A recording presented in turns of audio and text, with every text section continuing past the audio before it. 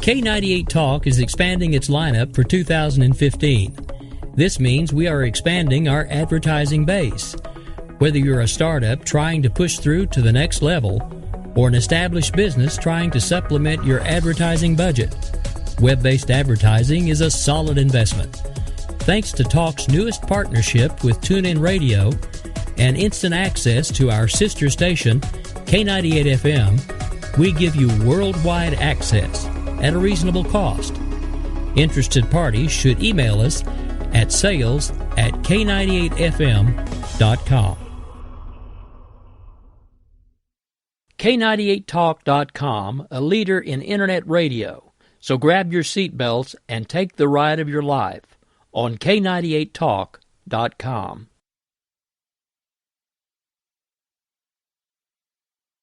I love that Senator Cruz is taking the lead on this. He's the point man, and he should be. He's down in Texas. Tammy, I think it's worse than that. I seriously think something is wrong with Nancy Pelosi. He doesn't know his Constitution. He doesn't know his boundaries of authority. If these children are turned around and sent back to Guatemala, are they in imminent danger of death? And this missionary said, not just no, but hell no. Well, yeah, they went to help people. They should be shot. No, that's not what I'm saying. I'll say it. McConnell, John Boehner are seen as weak. And now we see Nancy Pelosi having a tantrum on the floor. She needs to be hauled outside and have her ass whooped. The original and classic Gang of 405, Saturdays 10 a.m. Eastern, 7 Pacific on the 405media.com. You're on the 405.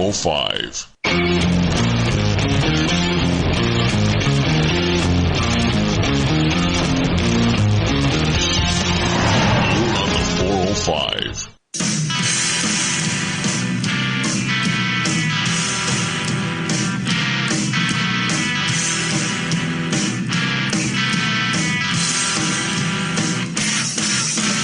One shot, baby, there you go again. 2 shots and I think you know again. 3 shots come, you might find your daddy gone. And welcome to Unapologetically Bunny. I am your host, The Bunny, and we are here live on the 405. I just like saying that because it rhymes. Live on the 405. What a glorious, amazing evening it is to spend time with you good people out there in the Internet radio world. Hello, Internet radio world in the chat room. It's so awesome to see 60 of you out there. Please be good to each other and be good to the host. We love you, and thank you for being here. It's so cool to hang out. It's even cool to hang out with the haters who I know are here as well. Hello, haters. I'm so glad you came to listen to us tonight because, it wouldn't be a show without you here hating me while I'm on the air. And I'm going to recognize you just a little bit. And, I know you do this for attention. I know you got no life. But you know what? We have to talk about this because I want to talk a little bit tonight, guys, about bullies and trolls and assholes out there who are trying to stifle conservatives in changing the dialogue. Because that's the whole point of us doing this in the first place, right, guys? It is changing the dialogue because the Democrats have controlled the dialogue for far too long. When you have 72% of women voting for Barack Obama in 2012, when more women lived in poverty than ever before, the dialogue is key. They're not getting some message, right? It's like women aren't stupid. Okay, there are some dumb women. I agree. There are some dumb men. They're dumb people. But we need to find a way to communicate to women so they figure out that they're voting for the wrong people. And how do we do that? We change the dialogue. And Democrats realize that we've figured this part out. And so what they're doing is they're going out into social media and they're doing their damnedest to shut us down, to shut down conservatives, especially conservative women. Because as we know, the Democrats don't care about running who's best for president. That's never even occurred to them. Look at Barack Obama. What is important to Democrats is running a woman. So they can say, we put the first woman in the White House, or we ran the first woman. They did the black dude thing, even though he's only half, but you know what? We don't talk about his white half, do we? No. They're talking about putting a woman in the White House. And as a woman, I think that's kind of rad, but only if she's the right woman. I'm not one of those people who's going to vote for a chick just because I'm a chick. I don't work that way. I care about who the person is. I care about what they stand for. Now, if you get a woman who stands for what I stand for, damn right I'm going to campaign for her, but not because she has boobs. That's not how it works for me. So here we are, guys. We're changing the dialogue. If you notice, we're out there. We are in November. We change things. We hand some power over to these ungrateful bastards who we're going to talk about later. But we work really hard, and we give the GOP the advantage because we start controlling the message, and we're out there, and we're shaking our fists, and we're being clever, or we're being direct, or we're taking awesome photographs, like my guest at the half hour, Holly Fisher. We're out there making a difference and getting attention and changing minds, which is important. Great, we started doing it. We're changing the tide, and what's happening? 2015 starts. We've always had to deal with ugly liberals in social media. Andrew Breitbart talked about it all the time.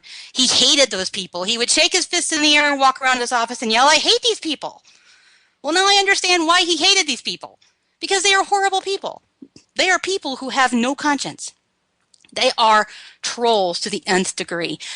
And we have to figure out how to deal with them. Because if we don't deal with them, they'll shut us down. I have experienced it myself. I know plenty of other people experience it. How do you deal with it? And why are they doing it?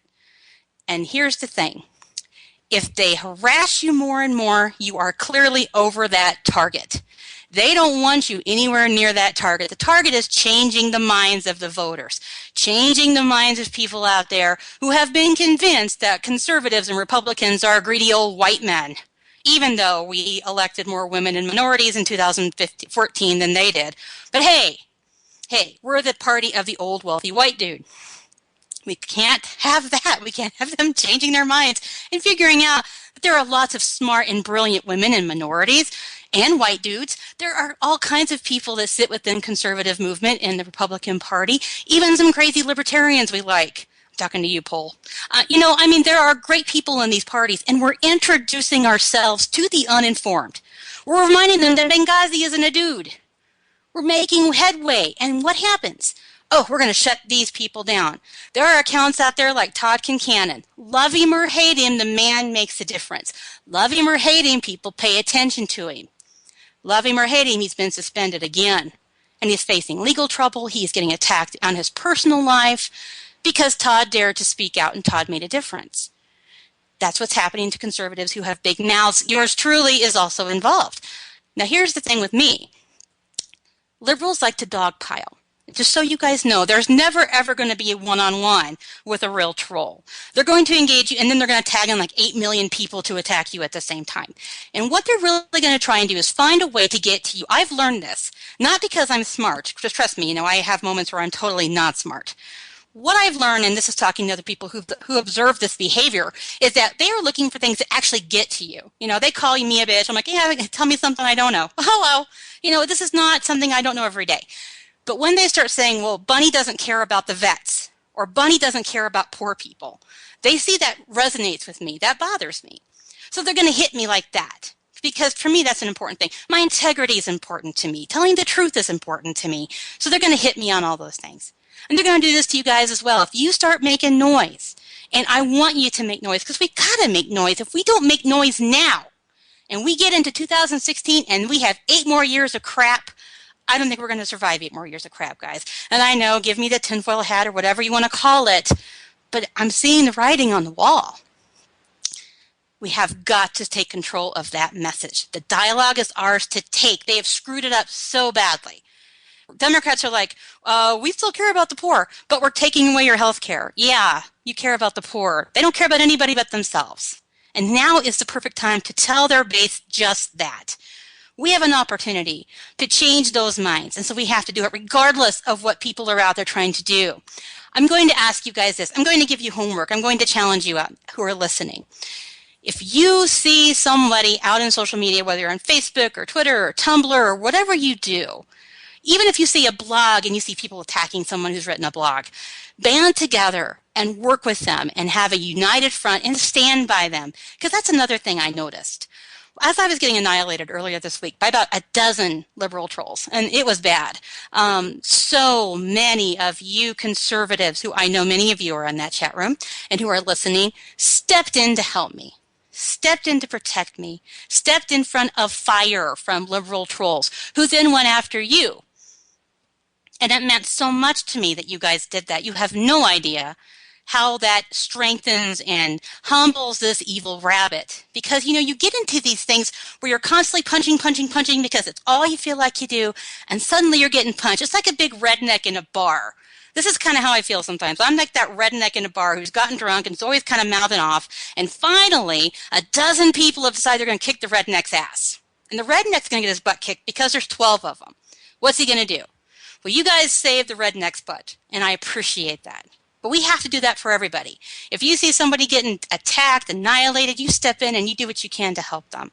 Because that's what we're going to have to do. We always talk about how the individual is so important, and it is. To a conservative and Republican, the individual is key. It is the largest minority. I'm thinking about pork. I'll get there.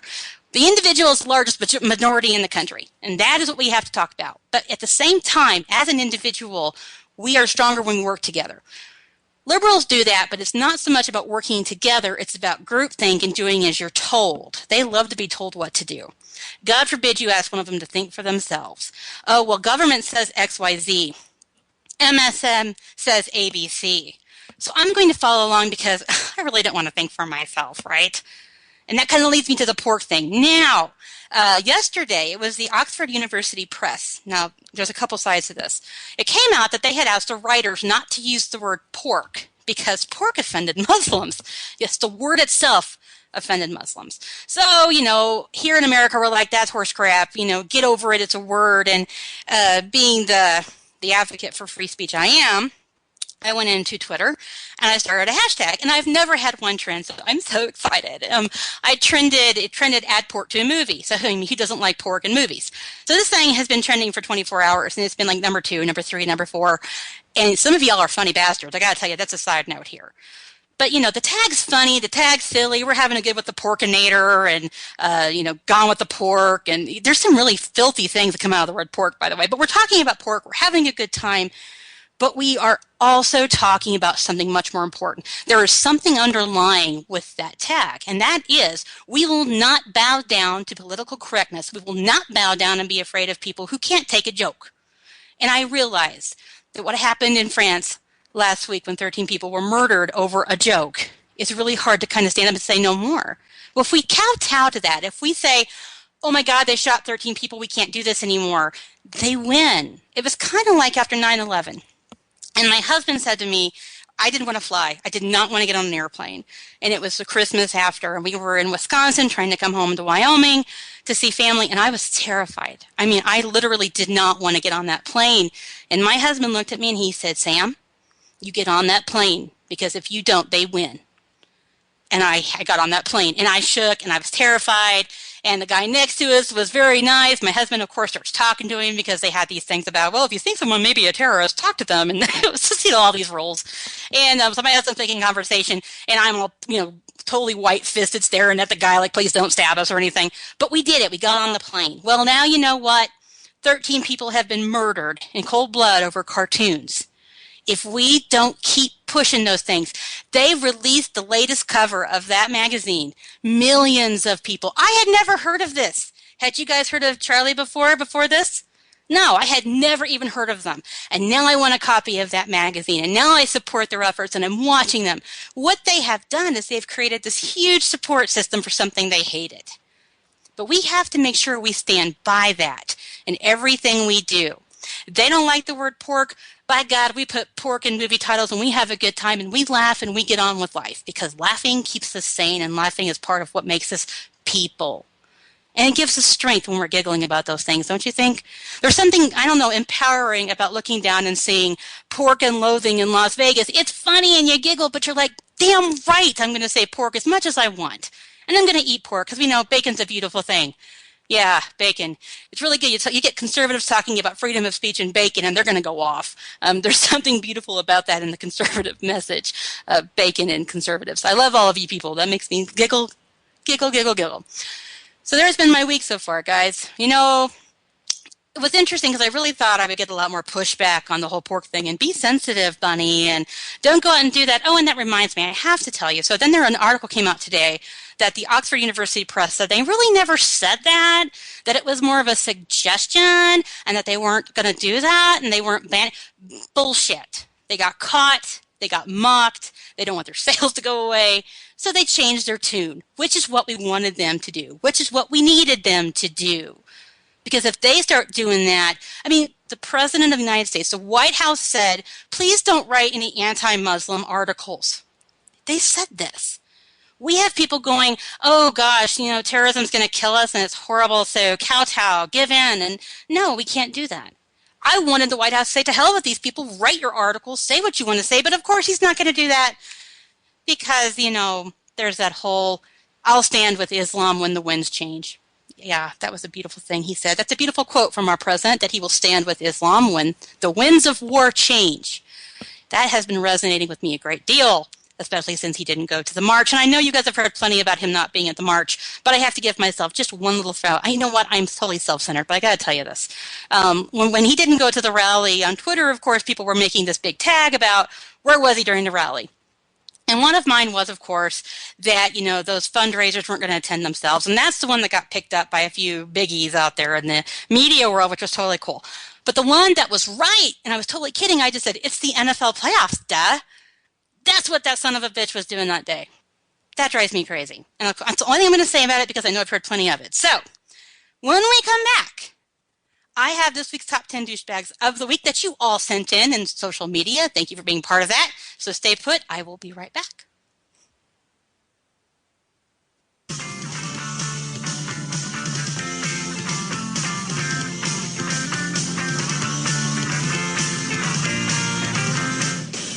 Hey, are you conservative in the world of liberal? Yes. Yep. Mm-hmm. Yeah! Well, you're not the only one. I'm Daniel Stafford, host of the Stafford Voice. Each week, I'll bring you the events, and together we'll learn about how they affect you. So sit back and get ready to laugh and cry your way through the good, the bad, and the ugly of talk radio. Every Thursday night at 11 o'clock Eastern, right here on the 405. Remember, the bigger they are, I am dreaming. Unapologetically Bunny! Coming soon to the 405 radio.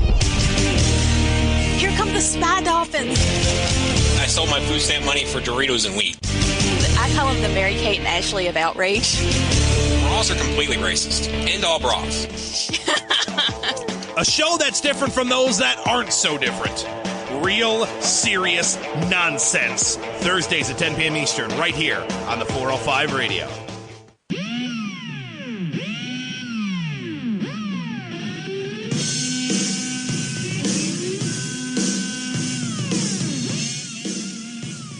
And we are back. Thank you for staying put. I'm sorry. I keep giggling at some of these bumpers because Jason DeLucans, who's on before me on the According to Me show, who's fantastic, by the way, if you don't listen to him, you should. He builds these bumpers, and he plays them for me, and I'm like, oh, that is so rad. And then I hear it on the show, and I'm like, tee, because I can't help it. They're so funny. Talented guy. I'm glad he's on my side. That's Jason DeLucans. And we're back. Thank you for being here. We are Unapologetically Bunny on the 405, and we are live, which is very exciting. And we have the first top 10 douchebags of the week for 2015. Last week, we did a whole top 25 for the year of 2014. It is a new year, and we have an abundance of douchebags to talk about tonight. In case you're new to the show, just so you know where these come from, we asked the good people in social media, you, and you out there, and a bunch of you in the chat room, to send us all kinds of nominations for the top 10 douchebags of the week. Now, a lot of you send me personal people who I have no idea who the hell they are. And while I appreciate that they are douchebags, it's hard to justify putting your neighbor Bob, who didn't shovel his walk, onto my top 10 douchebags of the week. So we're going to get started with the top 10. So here we go. At number 10, I feel like I need a drum roll or something there, is Amanda Marcotte. Now, Amanda's made the list a lot of times. If you don't know who Amanda is, Amanda's a very angry feminist, like there's any other type of feminist. But Amanda said, she wrote a whole article about how she was unhappy with the law in Indiana that would ban abortions of children with Down syndrome and other disabilities. She said that families shouldn't be forced to have children with disabilities. Yeah, so basically she's saying disability children or whatever should not be forced upon families because they're such a burden. They're such a burden. In my day life, I'm a disability advocate, and I fight for people with disabilities to be included in their communities, to have real meaningful work, and to be part of families. This pisses me off beyond any kind of top 10 douchebag. I'm putting her at number 10 so I don't spend too much time because I'll go off on a soapbox on this, you guys. The idea that an imperfect child should be aborted is abhorrent. And Amanda Marcotte said just this. Oh, these poor families, they don't have enough money to raise a child with a disability, so kill them. Don't give them a chance to live. Death is better than having a disability. And I am of the mind that a disability is a natural, normal part of the human condition. And it does not define who a person is. It's simply a part of who they are. I have blonde hair. I have autism. It is not who they are. It is just a piece of them. So Amanda Marcotte at number 10, you are a ginormous douchebag. At number 9 is Lena Dunham. Lena decided she was going to leave social media because, oh, woe is me. The Republicans are so totally mean to me and stuff, so I'm totally out of there. Well, she decided to come back. And so in coming back, we already thought she was a douchebag, but she lied about staying gone, so now she's an uber douchebag, and Lena at number 9 is a douchebag. Number 8 is Liam Neeson. So many people were nominating Liam Neeson, and I just kind of thought that was funny. I realize he's a gun guy douchebag. I understand he makes all these movies. I keep telling my husband, I'm like, dude, I would never hang out with this character because his daughter gets kidnapped, his wife gets kidnapped. I mean, people are after his family, right? They're after his friends. I have no desire to hang out with this dude in these movies because his life is shit, and the people around him are, like, drowning in it. But beyond that, Liam Neeson has a problem with guns. Shocking. A Hollywood guy doesn't like guns. I know. Call the media.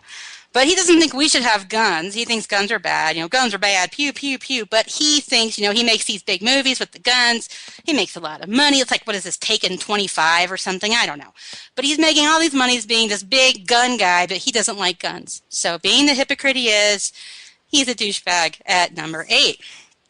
Number 7 is Bill de Blasio, and this is a word-for-word tweet. For destroying the city I was born in and love, he's giving IDs for illegals, high taxes, and fines for citizens. And that reminded me, there was an article earlier this week how Bill de Blasio was upset and worried that if we didn't give driver's licenses to illegals, that they would feel like second-class citizens.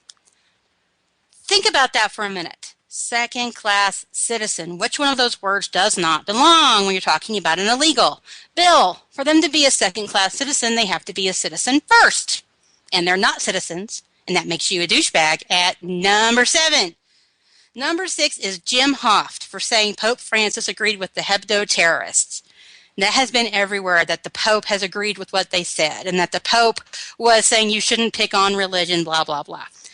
I gotta say, as a Catholic, I dig Pope Francis. I think he's done some cool things. Here's the thing that's going on in the media and what the left is doing with Pope Francis. Pope Francis has proven himself to be somebody who wants to go out and work with the poor. He doesn't go out in his little armored car. He doesn't go out in bulletproof gas. He goes out and he works directly with the people. There are beautiful photographs of him kissing people with disabilities and huge deformities. And the man truly loves people. That is all he is. So the left think, ooh, this is our Pope. He's totally about us, right? So we're going to steal this Pope. And we're going to make sure that the right doesn't like him. So they take him out of context all the time. They take, oh, he likes gay people. And what he really said was he loved the person, hate the sin, which is what we're supposed to do. Things like that. So they totally took him out of context. He has this huge, as part of a homily, I think. And he's talking about, how we do have the freedom of speech, blah, blah, blah. But one of the things he said is we need to respect religion. Well, they focus on that. And then they tie him to the Hebdo people. And who did that? But Jim Hoft, of course. So Jim Hoft, you were nominated by a bunch of Catholics as a douchebag at number 6. Number 5 is Mother Jones Magazine. Did you guys know Mother Jones has a printed magazine? I had no idea there was actually a magazine. I really just thought they were an annoying website that put out a bunch of crap I don't care about.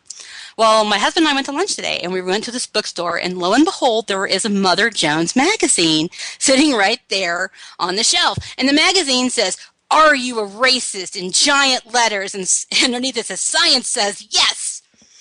I giggled hysterically, and I hate to admit it, but I bought the magazine. I bought the magazine. I know, I'm sorry, I gave her $3. But I have to tell you, I bought the magazine so I could mock the magazine.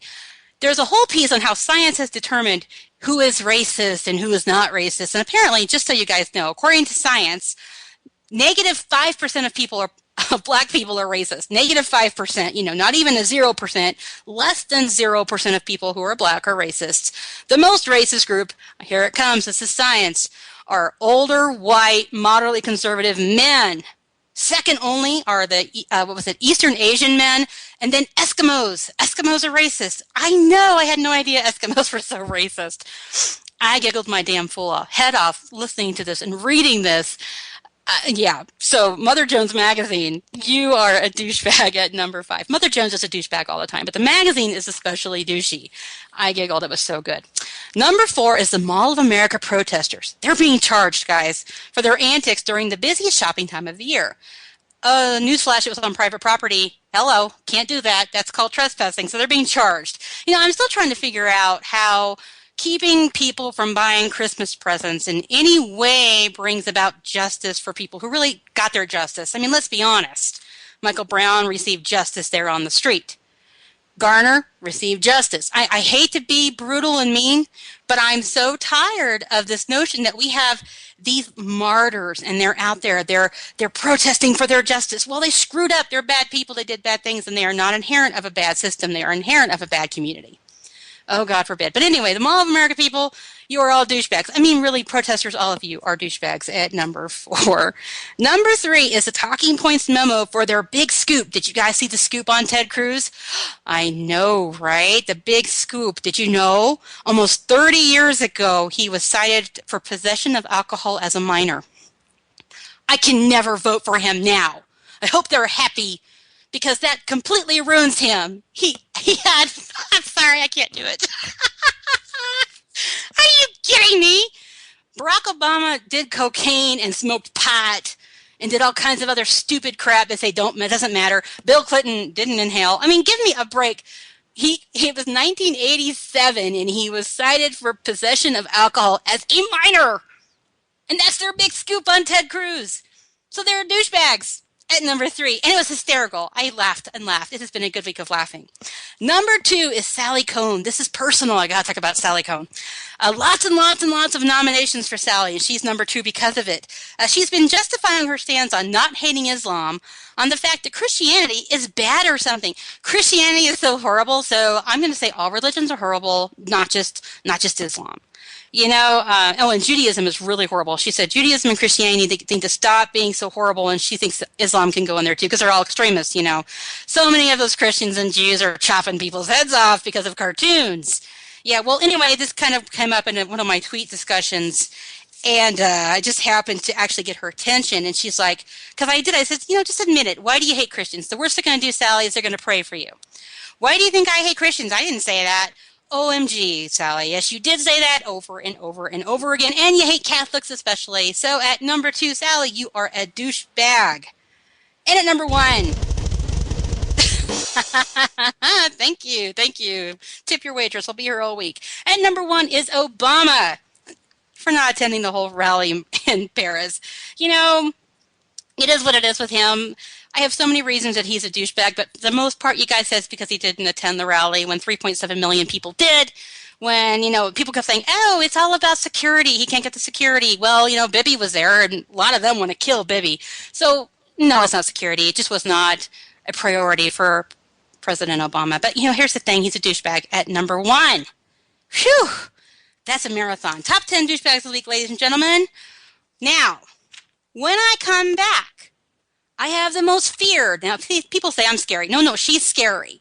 I have one of the most feared, conservative, gorgeous badasses out in the social movement, and that is lovely Holly Fisher. Stay put. She'll be with me after the break. Talk to you shortly.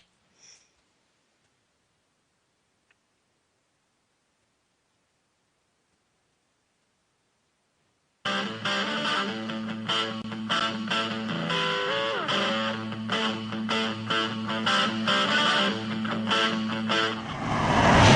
on the 405. Coming soon to the 405 radio. This guy sucks, but he doesn't suck as bad as this guy. I'm tired of voting for the polished turd. Ew, no way. You got dumbasses going to bowling alleys after they came back from Western Africa 72 hours before. You got a nurse who refuses to be quarantined because, I do what I want, whatever. I can eat bacon. while talking to you about Ramadan. Totes. I totes agree. The government is always right. If there's anybody that you can trust, it's certainly the government is.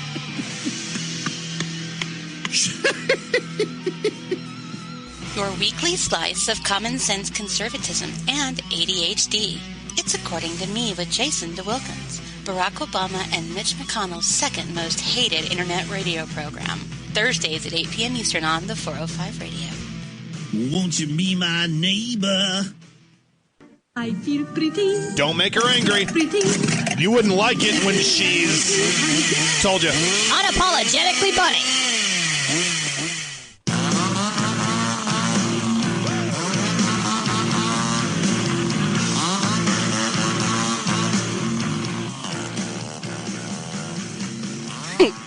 Are you kidding me with that? You know, I laughed last week about that. There's just something very special about Bad to the Bone being played with chainsaws, don't you guys think? And we're back. Thank you for staying put. You are on Unapologetically Bunny. You know, it'd be good if I could actually say the name of the show without stuttering over it. Unapologetically Bunny. We are live on the 405. I've had a drink of water. I've recharged my batteries. I've put gas in the chainsaw. And I believe I have Holly Fisher on the line. Holly, are you there? Yes. Yay! Hi, sorry, I was unmuting, so...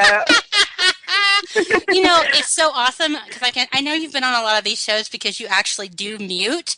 When I ask you to mute, I've had so many people call in and go, damn it, am I on the air? And I can hear them over the break. And I'm like, I can hear you. No, the best one, though, was when the guy called me and he didn't realize he was on the air and he was in the bathroom taking a leak. That was great radio. So, lovely Holly Fisher, how are you, dear? I am wonderful, wonderful, wonderful. I'm loving your new show. I'm like, congratulations. I'm so happy you guys got this new block here. It's awesome. Oh, thank you. And it has been so long since I've heard your lovely voice. I can't, it's been since the election since we actually got to even talk. So I'm so glad. Thank you for coming on. I know you're really busy. I know you have a lot going on. But I kind of wanted to talk to you a little bit. Earlier this week, there was an article written about you. Do you mind talking a little bit about, because this really goes along with haters out in the media trying to pull you down? Yeah, I guess you're talking about the Reverend. The Reverend? I don't even remember his name. I remember he was a so-called Christian minister. What was it? Curry, Reverend? maybe? Reverend Chuck Asshole. That was his name. That's who he was, or something like that. But he wrote an article about you, specifically for Huffington Post.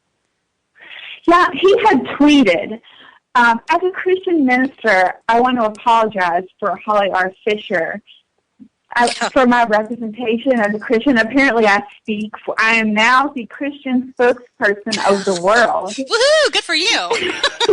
And this minister, or reverend, whatever he is, he supports abortion, and he wants to disband the military. He's against the guns. So, I mean, I guess I'm okay with this guy, like, not necessarily being a fan of mine, but he wrote that article for the Huffington Post, and I hate college graduates. I think Hitler's an okay dude. Like, it was so outrageous. I was just reading it and just, like, jaw on the floor, like, and people read that and they just take it, and I'm getting, like, literally thousands of responses off of this from people, like now I'm just like a Nazi lover because dude. Hitler is an okay dude. I don't understand how he would get any of that from what you tweet or what you say. So clearly he is just trying to project what he wants you to be.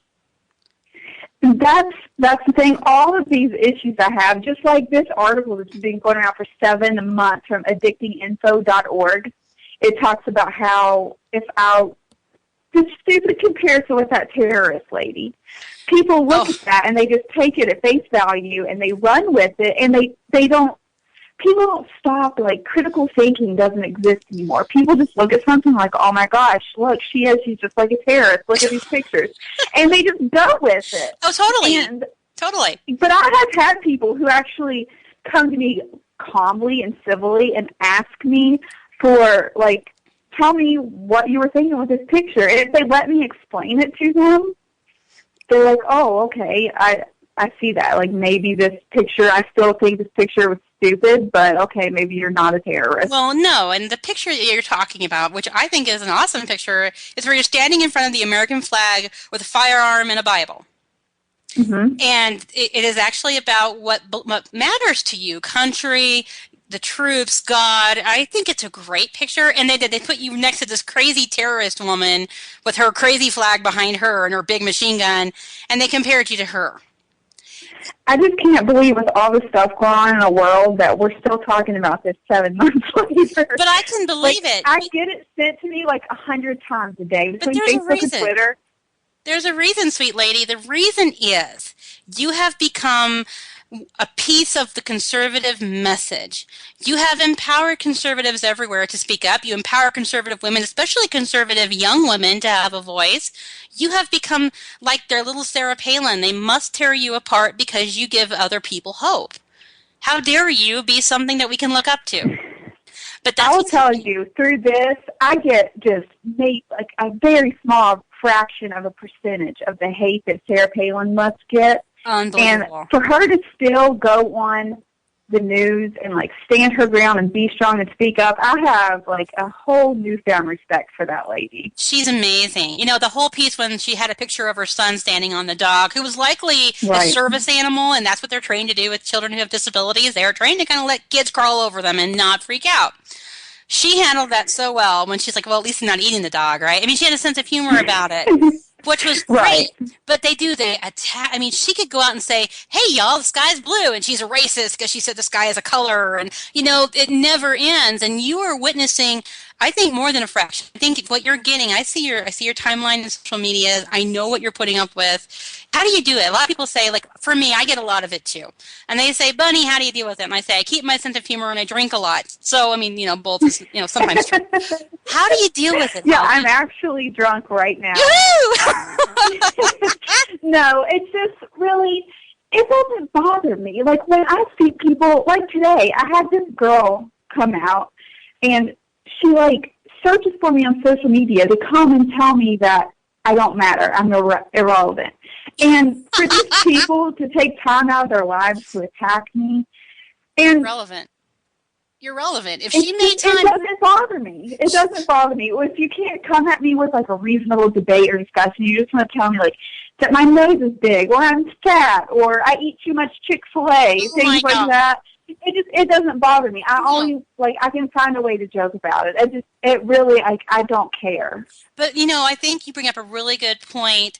You were so irrelevant, Holly, that she made time to find you and tell you you're irrelevant, which is really funny because you're relevant enough for her to do that. And that's my favorite is when they're like, oh, you don't even matter. I'm like, well, you mattered enough to answer me, dummy, so clearly I matter, or just ignore me if I don't matter.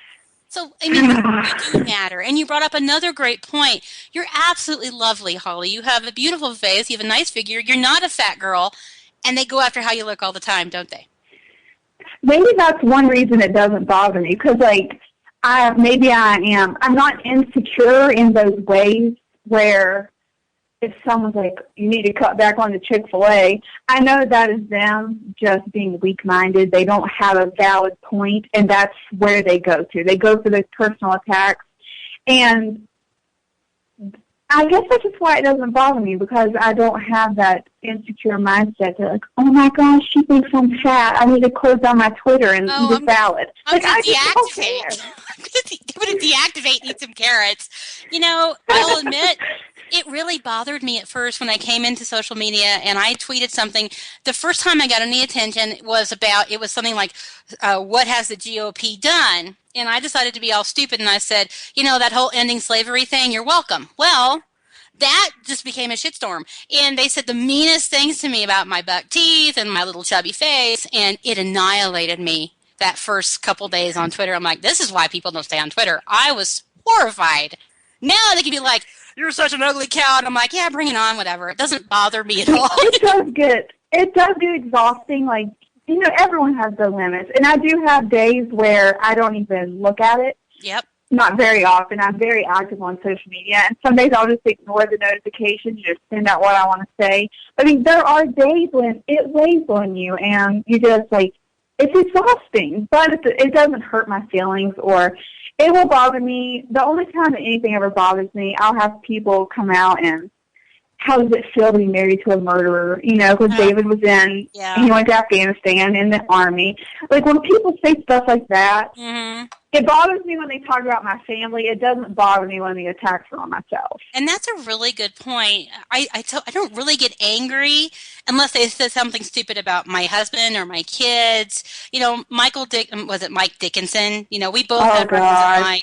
Yes. And I could really ignore Mike when he was talking about me or whatever, you know, looking like I was married to my cousin or had sex with my cousin. He was an idiot. But when he talked about my kid, I lost my damn mind. And I you know, people were like, "Buddy, don't let him know it bothered him because they'll do it again." But that's where I get angry. Yeah, he tweeted out, he stole pictures of Nora for her first birthday, and was tweeting out a picture of her without a shirt on and tweeting it out as child pornography. Nice. And that really burned me up a little bit, but thankfully he does not exist in my life anymore. I don't even know if he's still on Twitter. I don't think he is. Well, if he is, he's hiding. Yeah, so, you know, I like to think he went to jail and there's some really big, large black guy that's his roomie and they're really close now. That's what I like to think happened to him. He was horrible. But, you know, those are the ones that kind of bother me. It's not the, oh, my God, they hurt my feelings, but it's the consistency. There are certain people out there, and I am of the mind that they are well-trained and well-paid. There are trolls out there who are consistently stalking certain people. And I think he was one of those. When Nora was born with a heart condition, a lot of people know, and we lost our cardiologist when the Obamacare regulations hit. Our insurance dropped our plan, all this stuff. And when I, vented about that, I didn't expect it to pick up the way it did. I was just venting. I was heartbroken. I had the people that were like, good, I hope she dies, one less conservative underling for the world to worry about. I remember.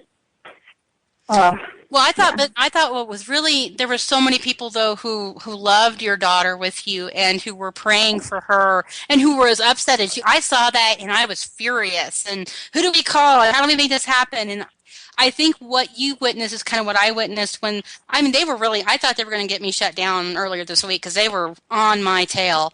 And I thought for sure I was done. I even said to the point, I'm like, guys, you know what? If they shut me down, keep going. Don't let this scare you. Because I think they do that. Like your account, if they could shut you down, Holly, what's going to happen to those smaller accounts who maybe are speaking up because you've inspired them? They're going to go quiet. Right. And I think that's what part of the obsessive trolls, the ones who really go after people time and time again, and I always say they're OFA because I know Obama's not above paying people to troll, or at least the OFA is not, and trying to shut people down. Because I know if you went down, I know a lot of smaller accounts would be scared to keep speaking up. Yeah, that's true. And I don't know. I think about that sometimes. But, there's really nothing you can do about it. Just keep going and hope that you don't get shut down. Hope you don't I'm get not shut going to down. be quiet because that's what they want. That's exactly what they want. But what happened was, and this is why I was talking earlier about, and I see it happen for you too, is that conservatives form this big wall and they protect each other. And that's what happened with me is they jumped in. I see Carla in the chat. Carla was right front and center, and she started taking just abuse upon abuse to try and protect me. And I know I've seen people do that for you, which I think is something that says a lot about conservative values even there. Yes, the positives always outweigh the negatives. Just the negatives seem to stand out, though, because they're so nasty. They're so nasty. But we all kind of rally around and support each other. You jump in battles for me all the time. I see your name popping up in my mentions, smacking people down. You're a little more forceful with people tonight. Well, I'm a little protective, and I own that. I am very protective of people I care about in social media, and I don't like seeing some of the things that people say to you just infuriate me. And it's kind of like, I hate to admit how much older I am than you, but I am way older than you, and it's almost like I have a kid sister, and they're picking on her, and I don't like it. But I think it's not just me. I will see one ugly comment, and there's 100 people saying, shut up, go away, leave her alone. And they're not saying that nicely, of course. But you have people who love and care about you, which is also, like you said, one of those positives that outweigh the negatives. Yeah, and really that's what, whenever there's crap hitting the fan over a controversial tweet or post or comment on the radio, whatever, that support, people don't understand how much the support that comes with those things really helps. Because I've had controversial moments in my short career here, and people speaking up and you're like, "Hey, I love you, I support you, like, don't worry about it." It really helps and makes a difference when conservatives rally around each other. It does, and I think that's going to be key. I don't know if you agree with me, but I really think that the Democrats are gunning to put a woman in 2016. I hope to God it's not Hillary Clinton, but, Elizabeth Warren says she's not running. So did Romney, of course, but anyway, that's another point. Do you feel like there's more pressure out there being a conservative woman when the Democrats are kind of looking at women's votes? I don't know. I haven't really pegged their game yet, like what they're going for in 2016. I kind of feel like there's so much stuff that's been coming out about Hillary Clinton recently, like where's it coming from? I don't know. Like, I feel like a lot of women are waking up since Obama. I have a lot of women who have come to me that supported Obama. Yes. And they see now that Obama and these Democrats, they do not stand for you. They stand on you because they need your votes. They want to put women in this box where all that matters is pro-choice, women's rights. Well, to me, every issue is a women's issue. They try to put women in this little box. I care about the economy. I care about jobs. I care about taxes, the border, the war. And I think more and more women are waking up and seeing that we don't have to sit in this little box that the liberals have built for us. And if you don't sit in this box, you hate women. So I don't know. My hope is that this momentum keeps going forward. I feel like the conservative movement is growing, and people are starting to realize after this disastrous 6 years we've had that maybe all these great ideas the liberals come up with aren't so great. And I love the point you talk about. Liberals love to put people in boxes. They make labels, because when it's a label, then they can fight for them.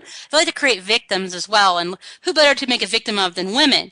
Women need to be paid more at work because they're women, and women don't make enough, and women need to be able to have abortion on demand. I mean, they make us the epic, eternal victim. And so they can come in and say, we'll save you because conservatives have made you miserable. That is exactly what they do to women. You're right on. They want us to think only about things that affect us individually and selfishly, because according to them, women should only care about themselves and our vaginas, because that's all that matters, and all these abortions, of course, because abortion is our big issue. That really pisses me off, too. Our women's rights has become abortion. There's no other right we talk about. That's what everyone's like, don't you care about women's issue? I'm like, to me, every issue is a women's issue. I care about it all. And but, I mean, it's not. They do the same thing with Black people, Latino people, immigrants. Yep. It's senior citizens. They do it with everyone. College students. Here, let's give you free community college. Oh my gosh, that free community college. It's like, let's extend high school 2 more years because people aren't learning enough in 12 years, and they're so stupid. And let's give them free. But you know what I always point out? Nothing is ever free. Somebody out there, and it's usually me and you, Holly, we're paying for that free college. It's not free. And it's like, oh, how can you not want to invest in our education? I'm like, invest in your own damn education. I paid for mine. And this is coming from the same people who promised you free health care, and we see how that's going. It's that old thing. If it sounds too good to be true, it probably is. But the whole hope and change, free community college, Obamacare, amnesty, dreamers, it's all nonsense and marketing. And I think you're right. I think people are beginning to figure out that it's all marketing, that there's nothing really there. I'm going to shake people. I do, and I would hold them while you shake them, because it's like what we're running into are they're the uninformed, and I always say that Democrats love their uninformed base, because the more uninformed they are, the more they just vote for the name. How many people voted for Obama because, oh my God, he's the Black guy, and he said hope and change? I'm all about hope and change. When people come to me and be like, people didn't vote for Obama because he was Black. You know what? That's probably true. Especially, like, I'm from West Virginia. There's a whole lot of old white people here, and I know racism still exists. Yeah, it does. I know that. But let me tell you, I guarantee you more people voted for Obama because he is Black than the amount of people who didn't vote for him because he's Black. But isn't that, well, that wouldn't be racist. Did you hear, I read that article, and apparently Black people are in the negative about being racist. like negative 0.5% black people are racist. So no, like in the whole, black people are racist. According to Mother Jones, it's science. I laughed my ass off. I'm like, oh my gosh, it's negative 0.5% black people are racist. So nobody, and then people who aren't born yet aren't racist. Are you kidding me? And shockingly, that's amazing. I know, right? It's like they're psychic. Oh, that baby not born yet is totally not racist because he's black. That's that negative 0.5%. That kills me. But you know, science tells us that it's all those old white conservative guys that are, you know, they're the racist because science. But I think your point's valid. I think a lot of more people voted for Obama because he was black. They didn't vote against him because he was black. And I think that's an interesting side of the racist argument. Wow. You always make me think. I'm so glad you came on the show. Because you know what? I talked to myself. Hat. You did. You brought your thinking cap. My tinfoil hat. My tinfoil thinking cap. Did you bring the bacon? You promised all these people you would bring bacon. Yes, I'm crunching on my bacon, but I'm not sharing. Oh, well, you know what? You're conservative. We're greedy with our bacon, aren't we? You know, I know you can't tell us what you're doing. I know that there's big things in the works for you, and you're all being secretive and stuff. But, like, when can we expect to see you blow up again? Or can you give us, like, a timeline? Or can you drop some hints on my show? Because I know people want to know. You know, I'm really not sure what all I'm allowed to say yet, but I think it's safe for me to say that I'm going to be doing some work with a new super PAC, conservative super PAC. That's all the details I can go on there yet, but within the next month, especially in the next 2 months, it'll be really taking off, and it'll be at least through the election. And so, I mean, might be popping up on some media here and there, but I love how it's like top secret. Be scared, liberals. It's top secret. I like how you're acting for the listeners that you don't know the details. I don't have any clue. I play stupid really well. It's one of my gifts. I play the whole dumb thing really well. But you know, I can't say anything either, guys, and I would be lying if I didn't say I knew a little bit. But what I can tell you about what Holly's going to be doing is so awesome and epic, and you're going to see her everywhere. What are you doing right now? Are you just spending time with family? What's up with you? Well, let me tell you, this week my kids have the flu, and that's what I've been doing. But career-wise, I'm so sorry. But you know, I love that about you, and I think that's one of the reasons why you are who you are. Is that mom side of you is there, that family side of you, that my kid just barfed all over my gene side, where we can relate to you as a human being. I think that's one of the best parts about you. And I'm sorry they're sick. Yeah, I got thrown up on about 4 times today, and I got peed on once. Oh, you got peed on. You're not a mom, so your kids pee on you. So there you go. That's great. Yeah. But I know that you're keeping up in social media. I see you on Twitter. I see you on Facebook. Are you doing any blogging or anything specific, or are you just kind of floating until you hit the big time?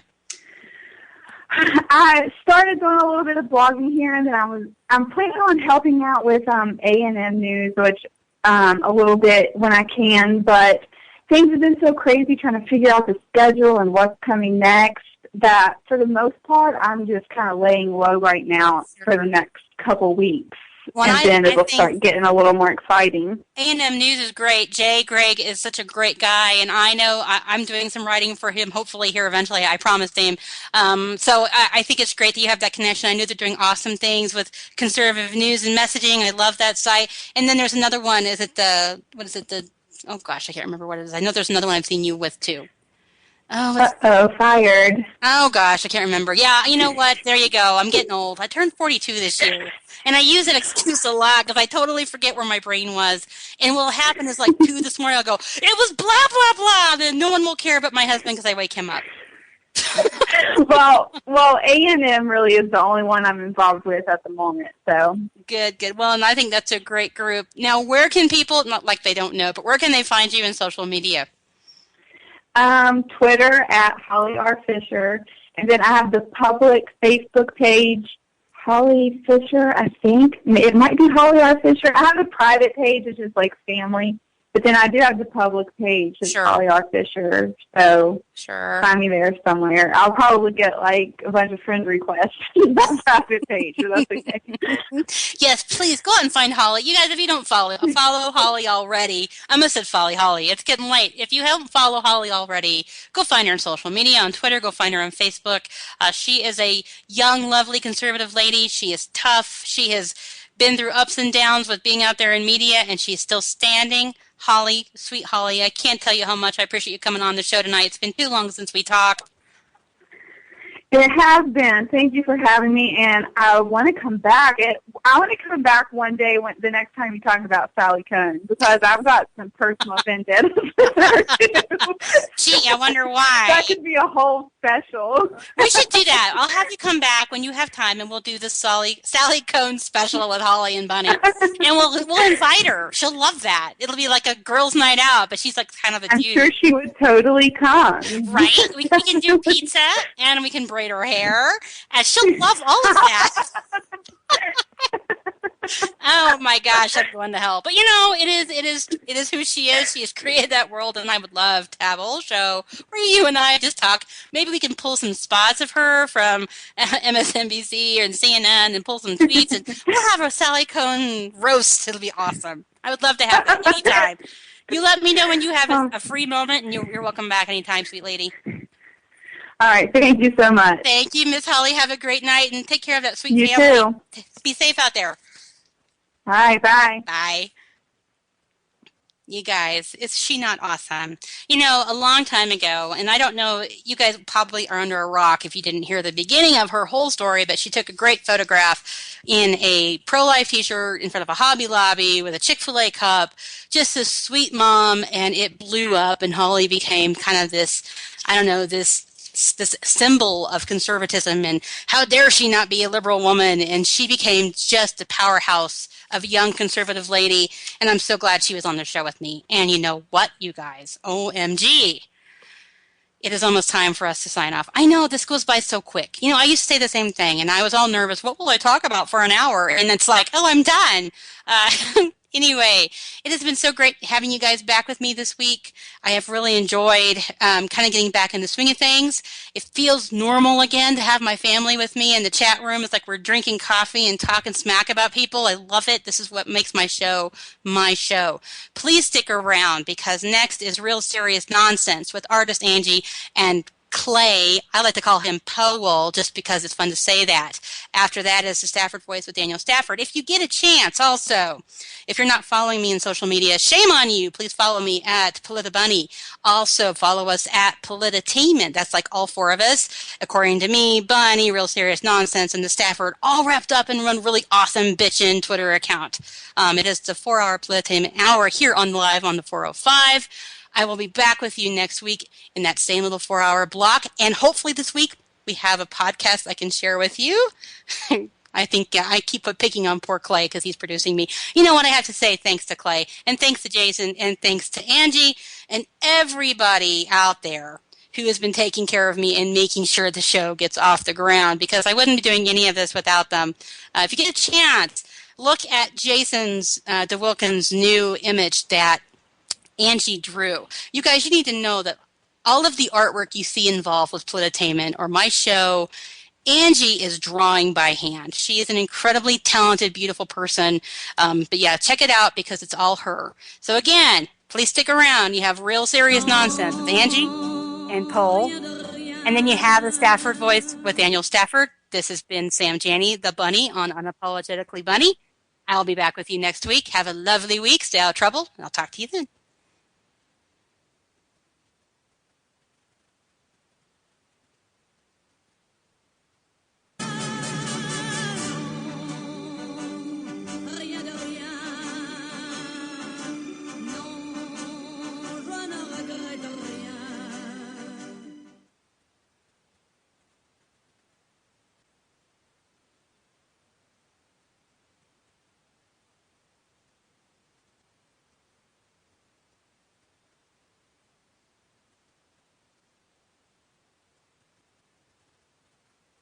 Hi, I'm Sylvia Amarito, Executive Director of Audio Girl Ministries, a bold and active voice for the unborn. This Saturday, January 17th, I'll be emceeing the inaugural life-affirming event, One Life LA, in downtown Los Angeles. We'll be celebrating the dignity and beauty of every human life. This family-friendly walk and celebration of life is free. For more information, visit onelifela.org. That's onelifela.org. Pissed off. Politically speaking. Joining me now is a national talk treasure. Larry Elder, thanks for being on the show. Talk treasure. I've been called a lot worse. I appreciate that. He is a national PR and communications expert, editorial columnist, and former aide to 3 U.S. presidents. Scott Jones. What's going on out there right now and the Obama administration's response to it isn't funny. I think Obama has made virtually every bad decision, both for our economy and for foreign affairs. Pissed Off Politically Speaking, with your host Scott Jones, only on the 405media.com, Mondays 10 a.m. Eastern, 7 Pacific. Janine Turner, thanks for being with us. Oh, it's great. Pleasure.